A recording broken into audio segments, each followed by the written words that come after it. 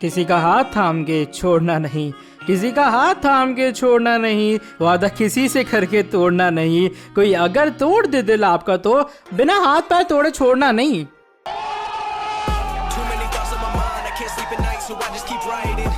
I don't need no help, I don't need opinions, so don't waste my time then. I just been living. So hello everyone and welcome back to new video. आज है Tuesday. Yup, पहले Sunday को केवन ने तो था, वहां से वो मंडे को हुआ है और आज है ट्यूसडे ना रहा फाइनली केवन ने। लेकिन केवन ने वीडियो के अंदर मैंने फाइनली बहुत से क्वेश्चन पिक किए हैं एंड रियली सॉरी इतने सारे लंबे चौड़े डीले के लिए केवन ने वीडियो किए। एक दो हफ्ते तो मैंने किया नहीं है, लेकिन फाइनली सस्ती शायरी के साथ में केवन इज बैक ऑन ट्यूसडे। इसे डिले नहीं करूंगा। So without wasting any time let's start the केवन। जो पहला क्वेश्चन है इस बार हमारे महावीर मंडिल भाई की तरफ से है सामने। Can Goldberg come back and when? अब देखो गोल्डबर्ग कब वापस आएंगे या फिर नहीं आएंगे, इसको लेकर एक हल्का सा डाउट बना हुआ है। पहले जो रिपोर्ट थी वो ये थी कि गोल्डबर्ग आएंगे, ओमास का फेस करेंगे, लेकिन जैसा मैंने अपनी वीडियो के अंदर बताया था कि डब्ल्यूडब्ल्यूई वाले इसकी डायरेक्शन चेंज कर सकते हैं और डब्ल्यूडब्ल्यूई जा सकती है ओमास वर्सेस ब्रॉन स्ट्रोमन के साथ में। And same as it is हमें डब्ल्यूडब्ल्यूई की स्टोरी लाइन में भी देखने के लिए मिल रहा है, यानी कि जो गोल्डबर्ग की क्राउन ज्वेल के अंदर रिटर्न का चांस था वो कहीं ना कहीं कम हो चुका है कि अब क्राउन ज्वेल के अंदर शायद वो कंपीट ना करें। मे भी हो सकता है, मुझे आइडिया मिला था बंदे की तरफ से कि भाई क्या ऐसा हो सकता है जो गोल्डबर्ग आएंगे गंथर को आके कन्फ्रंट कर लेंगे स्मैकडाउन के अंदर जब वो रे मिस्टीरियो के खिलाफ टाइटल डिफेंड करेंगे। तो पता नहीं भाई डब्ल्यूडब्ल्यूई ऐसा भी कर सकते हैं, लेकिन अभी तक रे मिस्टीरियो और गंथर का मैच ऑफिशियल नहीं है। तो गोल्डबर्ग का जो सीन है वो काफी कंफ्यूजिंग है और चांस हल्का सा कम है कि गोल्डबर्ग क्राउन ज्वेल के अंदर आएंगे। अब कब वापस आएंगे वो ट्रिपल एच के रेजिमे के अंदर मुझे बहुत ज्यादा मुश्किल लग रहा है बताना। जो अगला क्वेश्चन है वो इस बार रॉयल किंग की तरफ से आया सामने। The blood line versus the original club OC, क्या ड्रीम मैच होगा? अब देखो ये मैच होगा या फिर नहीं, इसकी मैं कोई श्योरिटी नहीं दे सकता। उसका मेन रीजन ये भी है कि जब तक ओसी क्लब टिकेगा तब तक ब्लड लाइन टिकेगी डब्ल्यूडब्ल्यूई में। मेरे कहने का मतलब ये कि मान लो अगले साल रेसलमेनिया से पहले ब्लड लाइन ही ब्रेक हो जाती है, ओसी क्लब तब भी रहता है और डब्ल्यूडब्ल्यूई दोनों क्रॉसओवर नहीं करवा पाती है, तो मतलब ये मैच ही नहीं होगा ना। तो मेरे हिसाब से भाई हल्का सा डाउट है कि क्या जब तक ओसी क्लब वर्सेस ब्लड लाइन के फ्यूड का टाइम आएगा क्या तब तक ब्लड लाइन एग्जिस्ट करेगी या फिर नहीं, क्योंकि ऑफ कोर्स आने वाले रेसलमेनिया के अराउंड एक ऐसे टाइम पॉइंट आने वाला है जब ब्लड लाइन ब्रेक होने वाली है, रोमन रेंज अलग जाने वाले में भी उनके हाथ से टाइटल स्लिप होने वाली है। तो देखो भी अगले साल क्या होता है। लेकिन हाँ, अगर ऐसा नहीं होता रेसलमेनिया के बाद भी ब्लड लाइन बच जाती है तो शायद आपको ड्रीम मैच देखने के लिए मिल सकता है। जो अगला क्वेश्चन है इस बार WWE_ रोमन एम्पायर _ की तरफ से आया सामने।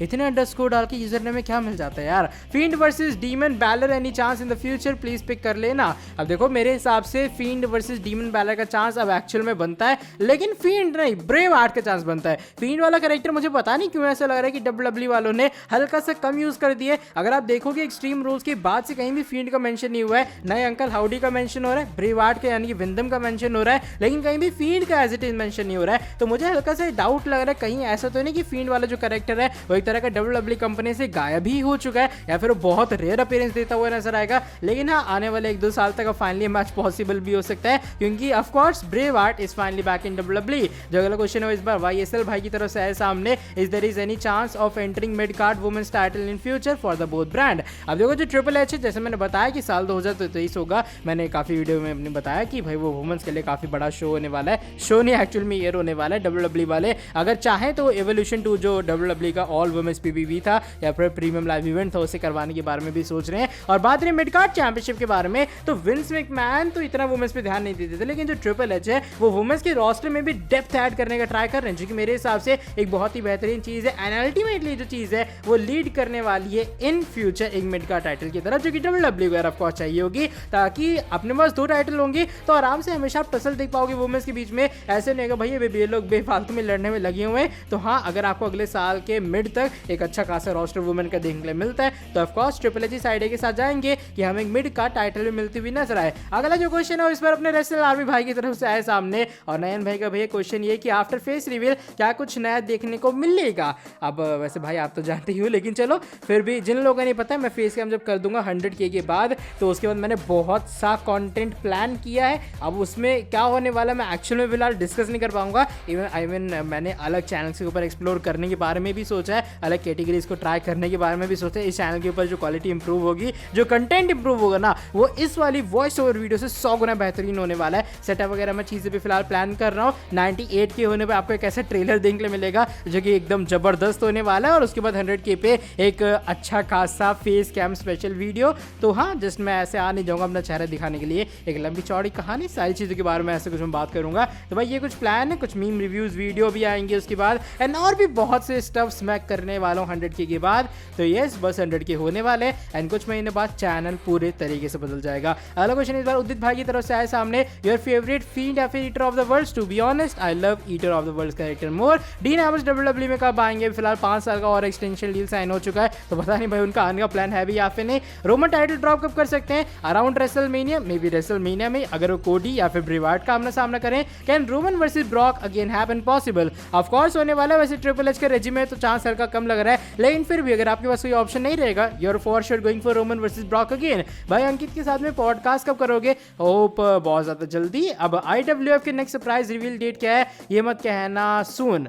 यस, मैं ये कहने वाला हूँ, वेरी वेरी सून। अगला क्या है? और ये बस ये बता दो कि रिवील नया relationship, and please do ignore my question. हो कि मैंने क्वेश्चन इग्नोर कर दिया है। Big dog what tribal chief? Of course the tribal chief. लेकिन बढ़ते अगले क्वेश्चन की तरफ। इस बार आया रेसल मैक्सॉन की तरफ से, can there be any stipulation in Brock versus Bobby match? अब देखो, पहले भी इन दोनों का मैच हुआ था, पहले रोमन रेंज बीच में आ गए थे और भाई वो टाइटल मैच था ऊपर से, लेकिन अब इन दोनों का जो मैच है वो राइवलरी मैच है, फ्यूड वाला मैच है। तो मे बी मैं कह सकता हूँ कि इसमें नो होल्ड्स बार्ड जैसी स्टिपुलेशन, एक नो डिस्क्वालिफिकेशन मैच वाली स्टिपुलेशन, मे बी मैक्सिमम ऐसी कुछ स्टिपुलेशन ऐड हो सकती है। अब अगर WWE अनाउंस कर दे हेल इन अ सेल तो सुनने में थोड़ा क्रेजी लग रहा है, लेकिन फिर भी शायद ये कुछ पॉसिबल स्टिपुलेशन है ब्रॉक वर्सेस बॉबी के मैच के लिए। लेकिन फिर भी इन दोनों के मैच के लिए मुझे नहीं लगता कोई स्टिपुलेशन की रिक्वायर्ड है, लेकिन ट्रिपल एच है तो शायद स्टिपुलेशन ऐड कर देंगे। और अगर हेल इन अ सेल वाला अनाउंस हो जाता है, मैं बता रहा हूँ बवाल हो जाएगा क्राउन ज्वेल में। जो अगला क्वेश्चन है वो इस बार हमारे अर्पित भाई की तरफ से आया सामने, who is going to be the upcoming opponent for Seth Rollins and his plan for Survivor series?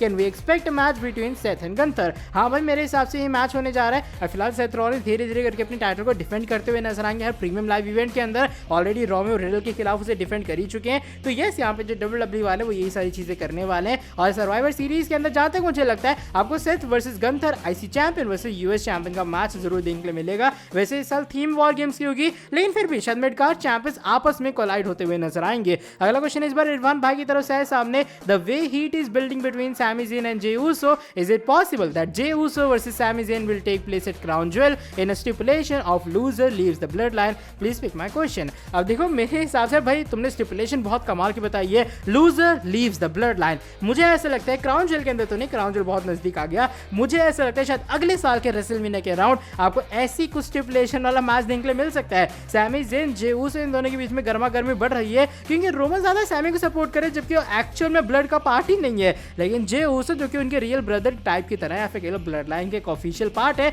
उन्हें भाई यहाँ सपोर्ट नहीं मिल रहा है। तो हो सकता है अल्टीमेटली जो रोमन ने कहे भाई तुम दोनों को दिक्कत है, ऐसा करो तुम दोनों आपस में फेस कर लो, जो लूजर है वो ब्लड लाइन को लीव करेगा, सैमी ज़ेन जीतेंगे और जे ऊसो लीव करेंगे, जो कि अल्टीमेटली धीरे धीरे करके ब्लड लाइन के ब्रेकडाउन की तरफ लीड करता हुआ नजर आएगा। जो आज का हमारा सेकंड लास्ट क्वेश्चन है वो इस बार अभिषेक भाई की तरफ से आया सामने, as we know in past Seth Rollins is one of the favourite of Triple H and now Seth Rollins wins the championship after such a long time, do you think the US title reign is gonna be epic as Roman Reigns doing with the Universal title? और देखो हाँ, मेरे हिसाब से जो Seth Rollins है उनकी जो पूरी ये वाली टाइटल रेन है बहुत ज्यादा बेहतरीन जाने वाली है, और स्पेशली जब ये ट्रिपल एच एरा के अंडर आ रही है तो आप ये उम्मीद लगा सकते हो ये एटलीस्ट जो टाइटल रेन है वो रेसलमेनिया तक जाती हुई नजर आएगी। ये मेरा अनुमान है। अगर बीच में एज सच कोई बड़ी चीज हो जाती है कि सेथ रॉयल रंबल के अंदर यूएस टाइटल हार जाए, वो अलग चीज होगी, लेकिन जहां तक मेरा अनुमान है, मेरा आइडिया है, ये जो टाइटल रेन है वो एटलीस्ट रेसलमेनिया तक जाएगी। हाँ, रोमन वाले लेवल की तो नहीं, लेकिन फिर भी एक अच्छी खासी टाइटल रेन रोम यहाँ पे हमारे सेथ फ्रीकिंग रॉलिंस को जरूर मिलती हुई नजर आएगी। जो आज का हमारा नेक्स्ट एंड फाइनल क्वेश्चन है